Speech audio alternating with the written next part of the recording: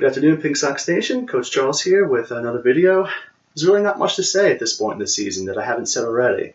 This is just going to be another review of patience and discipline at the plate, and a review one last time of the drop third strike rule. I know it's a rule that's a little bit confusing, especially for those of you just starting out. I don't know if we'll see it on Saturday's game against Olney. I don't even know if we're going to have a game on Saturday. Right now, the weather reports are kind of all over the place. At first, it seems like we were just going to get hit with this monster rain. Now they're backing off from that a little bit, and they're kind of in the middle. But since we have an early morning game at 11:15, and it's supposed to start raining Friday night into Saturday morning, it really depends on how much comes, how quickly.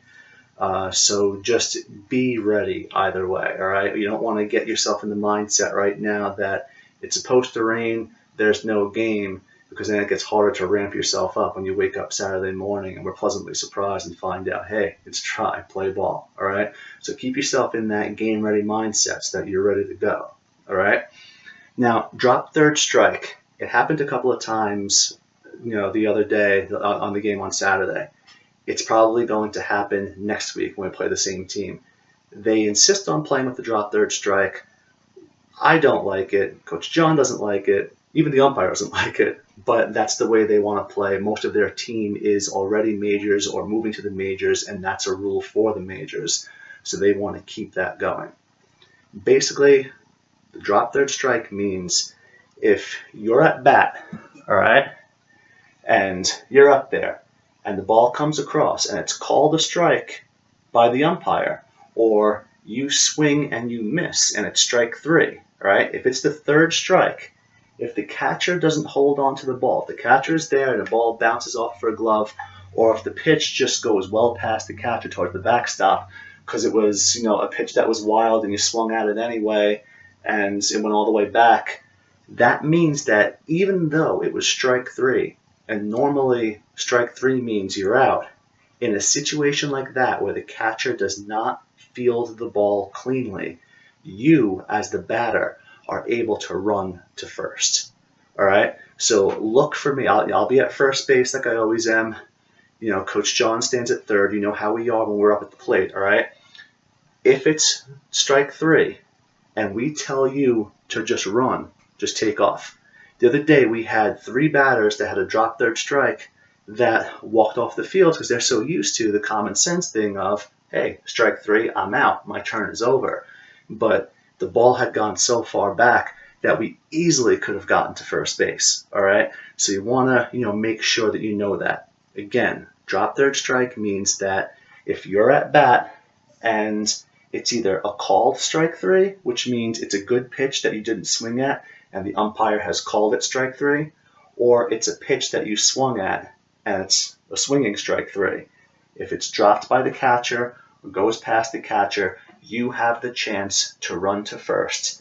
They can pick the ball up and tag you. They can throw the ball to first and get you out, just like as if it was a regular base hit.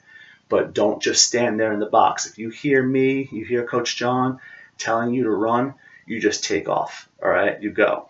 Now, Coach John was right the other night. He had an excellent solution to avoid this drop third strike becoming an issue.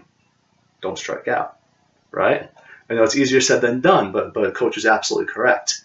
And one of the ways to cut down on strikeouts is to make sure you not only swing at good pitches, but that you swing the bat at all right? We talked about it in the video last week. We've talked about it at practice, about being a little bit too patient at the plate. We don't want you to swing at balls that are rolling on the ground. We don't want you to swing at a pitch that bounces in front of you, okay? Where the strike zone is kind of like a little imaginary box, right around here. Usually goes from about the knees to about the mid-chest. And it's where the ball passes when it goes over the plate. So sometimes the ball has the right height, but it drops down in front of the plate, and it won't be called a strike if you didn't swing. Sometimes it goes right here. It might be a little bit high, but it's a high strike. It's in that imaginary strike zone. The umpire sets that zone in his mind, and so far we've been lucky enough that both Jeff and Kristen, the two different umpires we've had, have been very consistent in what they're calling strikes. All right, so it's where it goes over the plate. It doesn't mean A called strike does not mean it's directly in the middle. It might be on the outside part of the plate. It might be on the inside part of the plate. It's where the ball crosses over that plate. All right? So you don't want to be too patient. The pitches the other day that we were seeing, there were a lot of times we weren't swinging. We were standing there and we were waiting for them to throw 4 balls so that Coach Jose could come in and pitch. All right? You don't want to use us. I said it before. I said it at practice. I said it in the last video. You don't want to use the coaches as a safety net, all right? Because you're not going to have that, especially as you move up in levels and they stop having coaches come in to fill in that gap. And especially when you're playing against teams like we've played against, like that one team we played from Rockville that consistently can throw strikes. All right, so you want to swing the bat and you want to swing it with power, all right? You don't want it resting on your shoulder. Remember, you don't want that pendulum effect of you dipping down. You don't want to dip down either and do one of these while you swing. You don't want to chop. You don't want to pinata, all right? You're up there, you're ready like this, and it's, you step in, a nice level swing. Now remember, the ball moves, okay? I know that sounds obvious to say, but the reason I'm reminding you of that is that sometimes you'll make a decision to swing, you're waiting too long on the pitch, so the ball comes in through the zone, and you see it right here, and you're like, okay, that's a great pitch. I see your eyes get wide, and you go to swing at it. The problem is, the ball comes here, but it doesn't stop here and wait for you, like a cartoon, right? It's going through the entire time. So if you wait for that ball to come here, and before you start swinging, you're already too late, because you've just swung at where it was, all right? So what you want to do is you want to meet it. It's right about here, then you make your decision, all right? I'd rather see you swing and miss good pitches than stand there and just watch pitch after pitch go through the zone, waiting for that one perfect pitch that's going to go right down the middle, because you're probably not going to see that. But what you are going to see is you're going to see strikes called on the outside, on the inside, all within that zone. That perfect right down the middle pitch that you might see like in a video game, it doesn't exist, not really. All right, so you've got to be, it's the difference between being patient and being too patient, all right? So you're never going to get to hit if you never swing the bat, all right? We saw in practice the other night, we were hitting the ball hard. We had Autumn pitching. Autumn throws hard, all right? She's got a great arm on her. And you saw how, when we turned Anna loose and we turned Celeste loose, they were being real patient at the plate. And Coach John told them, hey, just swing at everything. If it goes near you, just swing. And they hit the ball further than I've ever seen them hit. And it's because the pitchers were coming in faster than Coach Jose is throwing, or some of the other girls are throwing it. And they made the contact at the right time. They weren't waiting too long. They weren't thinking too long about it. They just saw the ball and they hit. You girls, every one of you, you're all capable of hitting these pitches. All right? I know it's kind of scary when you step up there and you face a team like the Rockville team, or you face a pitcher like Sophie that we played this past weekend. You know her. She's the tall girl with the long black hair. She always pitches, for the Scarlet Smash.